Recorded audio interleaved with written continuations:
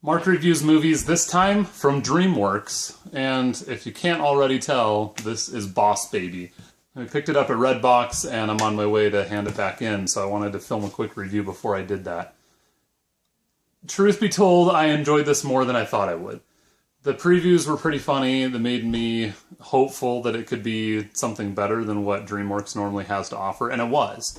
I would put this somewhere on par with the How to Train Your Dragon type films from DreamWorks. So, in recent years they've been kind of not really performing where I want them to, but this kind of redeemed them a little bit. So there's some really funny moments in this, a really kind of heartwarming family message about the importance of family, and incredible, really, voice acting, especially from Alec Baldwin. I'm a fan of Alec Baldwin, have been since probably 30 Rock, and that remains his best work in my opinion, but he does a really good job in this role. And you know what? I say in this role, but does Alec Baldwin ever really play anyone other than the heartless corporate tycoon? Not really. So maybe he's typecast, even in an animated film like this. A lot of other voice talents that you'll recognize: Tobey Maguire, Lisa Kudrow, Steve Buscemi. Not A-list actors necessarily, but certainly household names, people that you would recognize. All in all, the movie had more of a plot than I expected, which was probably what was most surprising and gratifying about this movie. So we sat down to watch it. It was something that the kids knew they had wanted to watch ever since they saw some trailers, and they had watched some clips on YouTube over and over. So the trailers do give away a lot of the funny, punchy one-liners, and so I wasn't as surprised in those parts as I wanted to be. But the plot was a lot richer than I thought. So quick synopsis without giving away too much. Society as a whole is moving away from babies and more toward puppies. And there's only a certain amount of love that can be allocated in the world. And so Boss Baby, Alec Baldwin here, is actually part of a company called Baby Corp. And Baby Corp is trying their hardest to stay ahead of the game and find out what the new latest greatest puppy is going to be, so they can stop those puppies from being released, and babies can start to regain some of their market share.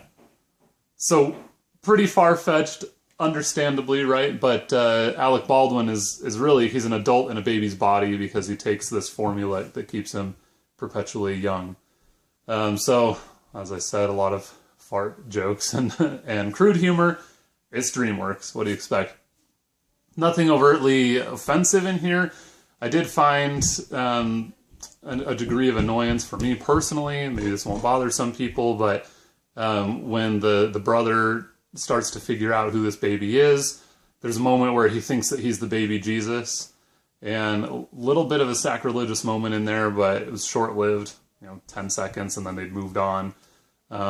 So it wasn't overtly irreverent throughout the movie. It was just that one part.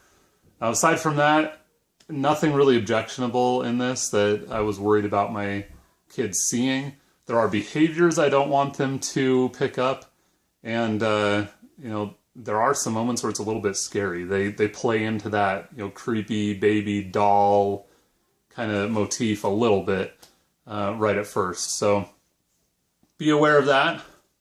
Maybe definitely kind of a PG movie. Just watch it with your kids. Maybe don't give them control of the remote and walk away, because you may have to talk them through a couple of things. But all in all, this is a movie that held my wife's and I attention. So my wife's and my attention a lot longer than I thought it would, and I think it's worth checking out. It's worth a Redbox, right? $1.60. I don't think I would buy it, mostly because I don't want my kids watching it over and over and over and picking up some of these mannerisms and things. But it was pretty funny. If you're a fan of 30 Rock, you'll probably enjoy Alec Baldwin's portrayal of this Boss Baby. Okay, that's it. Short and sweet. Go check it out if you haven't. Let me know in the comments below if you have or haven't seen it, why or why not. What did you enjoy about it? What do you hate about it? Am I right that DreamWorks in general just isn't quite... They want to be Disney Pixar and they can't. They fall short because they they gravitate toward the Shrek pratfalls and, you know, crude humor and stuff. They can't get away from that. And we don't have to have those. Those are cheap, easy laughs, right? Give us a more rich and heartwarming story, and it'll make up for some of that. Okay, end of DreamWorks rant.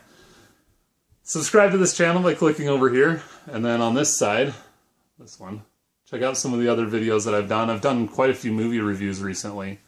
I've been watching more movies with my kids, so not a bad thing. Okay, thanks.